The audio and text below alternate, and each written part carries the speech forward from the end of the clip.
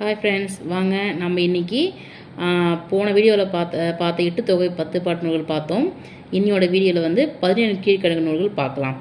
17 கீழ்கணக்கு நூல்களில் வந்து அறநூல் 11, அகநூல் 6, புறநூல் 1, மொத்தம் 18.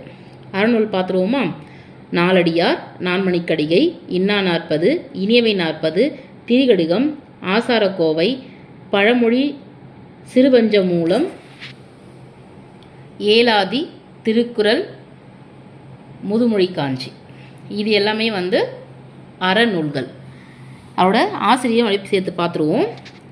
நாலடியார், சமண முனிவர்கள், நான்மணிக்கடிகை, விளம்பி நாகனார், இன்னா 40, கபிலர், இனியவை 40, பூதன் சேந்தனார், திரிகடுகம், நல்லாதனார், ஆசாரக்கோவை, பெருவாயிர் முள்ளியார், பழமொழி மூன்றுரையனார், சிறுபஞ்சமூலம், காரியாசன், ஏலாதி, கணித மேதவையார், திருக்குறள், திருவள்ளுவர், முதுமொழி காஞ்சி, கூடலூர் கீழார்.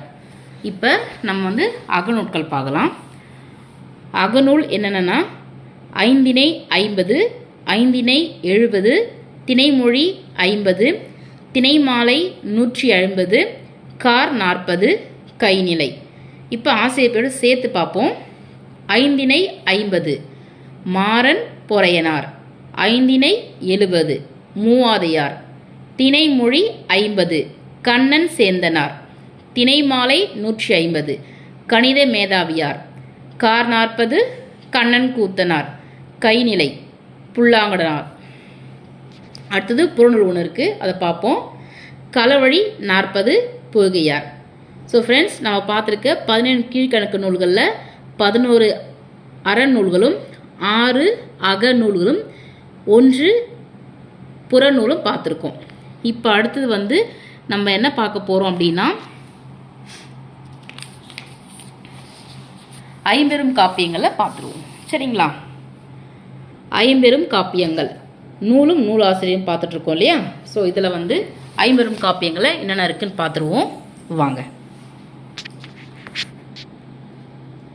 சிலப்பதிகாரம், மணிமேகலை, சீவக சிந்தாமணி, வளையாபதி, குண்டலகேசி. சிலப்பதிகாரத்தை இயற்றியவர் இளங்கோவடிகள், மணிமேகலையை இயற்றியவர் சீத்தலை சாத்தனார், சீவக சிந்தாமணியை இயற்றியவர் திருத்தக்க தேவர், வளையாபதிக்கு ஆசிரியர் பெயர் தெரியவில்லை, குண்டலகேசிக்கு நாத குத்தனார்.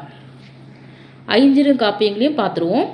ஐஞ்சிறுகாப்பியங்கள் நீலகேசி, சூளாமணி, யசோதர காவியம், உதயன குமார காவியம், நாககுமார காவியம்.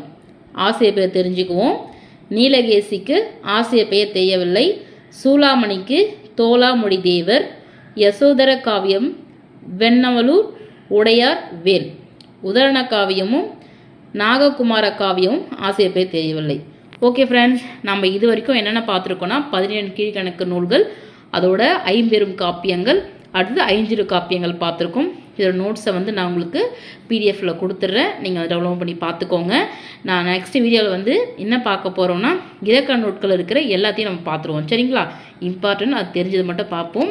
இன்னும் ஒரு 4-5 வீடியோ தான் இருக்கும். அதில் வந்து நம்ம இலக்கண நூல்கள் என்னென்னா நூலும் நூலாசையும் முடிச்சிடுவோம்.